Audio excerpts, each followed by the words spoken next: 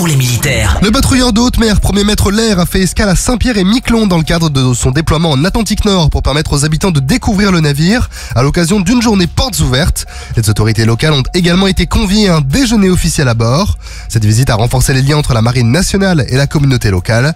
En outre, le patrouilleur a mené un exercice conjoint en mer avec le patrouilleur Fulmar pour favoriser la coopération entre les équipages dans leur mission commune de défense mais aussi de surveillance du territoire maritime français.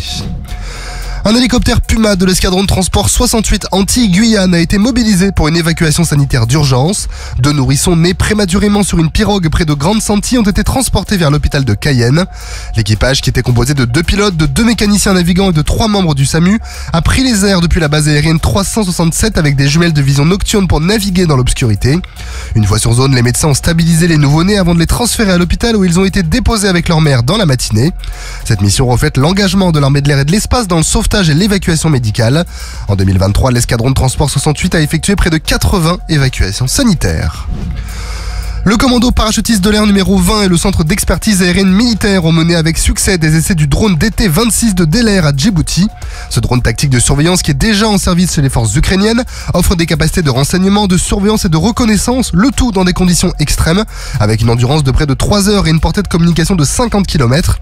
Durant la campagne d'évaluation qui a duré 2 semaines, le drone a accumulé 15 heures de vol qui lui ont permis de démontrer ses performances dans des environnements difficiles, y compris des vols de nuit et des décollages depuis un hélicoptère Puma.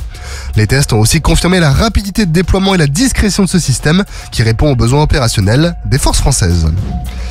Et l'armée de terre a réceptionné un premier lot de 2000 jumelles de vision nocturne Binix. Ces jumelles offrent un champ de vision de 47 degrés sans distorsion et une autonomie de 24 heures, le tout en pesant moins de 460 grammes.